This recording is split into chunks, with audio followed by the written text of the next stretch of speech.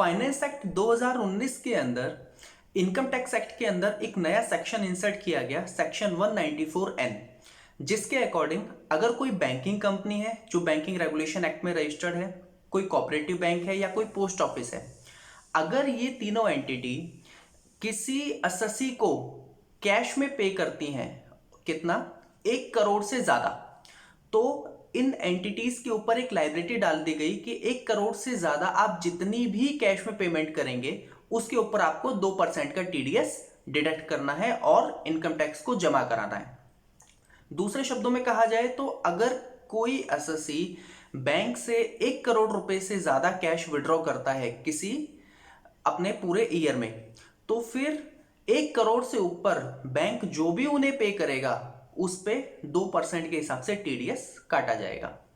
Finance act 2020 के अंदर इस सेक्शन को सब्स्टिट्यूट कर लिया गया और कुछ नए प्रोविजंस इसके अंदर ऐड कर दिए गए, जिसके अकॉर्डिंग अगर कोई एसएससी ऐसा है जिसने अपने पिछले 3 सालों की आईटीआर नहीं भरी है, तो उस एसएससी के लिए ये जो 1 करोड़ की थ्रेशोल्ड लिमिट है इसको घटा के 20 लाख कर दिया गया।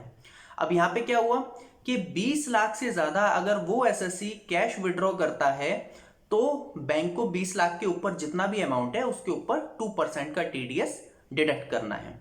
और अगर ये लिमिट हो जाती है 1 करोड़ से ज्यादा, तो उन एसएससीज के केस में जिन्होंने अपने 3 सालों की आईटीआर फाइल नहीं की है, वो टीडीएस की जो लिमिट है 2% से बढ़ के 5% हो जाएगी। ये जो प्रोविजंस हैं 1 जुलाई 2020 से अप्लाई हो चुके हैं। इनकम टैक्स ने अपने पोर्टल पे इसका एक लिंक भी दे दिया है, जिसके अंदर जो भी बैंक का ऑथराइज्ड पर्सन है वो पैन नंबर डाल के किसी एसएससी का चेक कर सकता है कि भाई इसका टोटल कितना कैश अभी तक विड्रॉ हो चुका है और हमें कहां तक लिमिट क्रॉस होने के बाद इसका टीडीएस काटना है।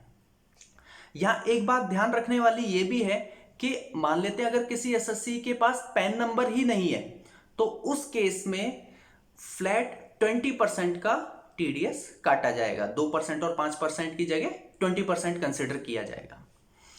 अब बात आती है कि क्या कुछ एंटिटीज ऐसी भी हैं जिसको एक्सक्लूड किया गया है, या जितने भी एसएससीज हैं बेशक से इंडिविजुअल कंपनी सब हैं, सबके ऊपर ये जो लिमिट है, ये जो सेक्शन है वो एप्लीकेबल है।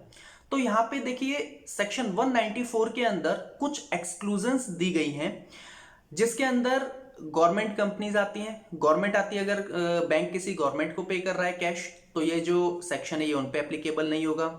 वाइट लेबल एटीएम्स हैं। वाइट लेबल एटीएम्स क्या होते हैं? जो बैंक के अलावा आउटसाइड जो कंपनीज हैं उनके एटीएम्स होते हैं, जैसे आपका कोई फाइनेंशियल इंस्टीट्यूशन हो गया, कोई बैंकिंग कॉरेस्पॉन्डेंस हैं जो बैंक के बिहाफ पे काम करते हैं, कोऑपरेटिव बैंक हैं, अगर उनको पेमेंट हो रही है तो इस सेक्शन के प्रोविजंस इस पे एप्लीकेबल नहीं होंगे। तो चलिए, अभी हमने ये सेक्शन के प्रोविजंस तो सारे अच्छे से समझ लिए। अब बात आती है कि ये सेक्शन लाने की जरूरत क्यों पड़ी। तो देखिए, फाइनेंस एक्ट 2019 के अंदर जब इस सेक्शन को इंसर्ट किया गया तो मेमोरेंडम के अंदर जो रीजन दिया गया कि जो गवर्नमेंट है वो कैशलेस इकोनॉमी को प्रमोट करना चाहती है और इसलिए कैश विड्रॉ की जो लिमिट है उस पर रिस्ट्रिक्शंस लगाई गई हैं कि ज़्यादा से ज़्यादा लोग ऑनलाइन ट्रांजैक्शंस करें या चेक के थ्रू, ड्राफ्ट के थ्रू पेमेंट्स करें, ना कि कैश के थ्रू पेमेंट्स करें। तो ये देखिए गवर्नमेंट का एक अच्छा स्टेप है कि कैशलेस इकोनॉमी को इससे प्रमोट मिला।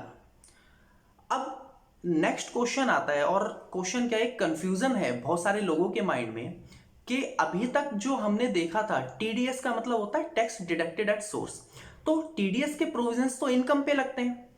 मान लेते हैं बैंक में मेरी कोई एफडी है और उस एफडी के ऊपर बैंक मुझे इंटरेस्ट दे रहा है, उस इंटरेस्ट के ऊपर अगर बैंक टीडीएस काटता है तो वो बात तो हमारी समझ में आती है कि मेरी इनकम पे टीडीएस काटा गया है। बट जो बैंक से मैंने पैसा विड्रॉ किया वो तो मेरा खुद का पैसा है, पहले मेरे बैंक में पड़ा था, मैंने किसी काम के लिए उसको कैश में विड्रॉ कर लिया, तो ये तो मेरी इनकम ही नहीं हुई, और मेरी इनकम नहीं है तो इस पे टीडीएस के प्रोविजंस कैसे लग सकते हैं।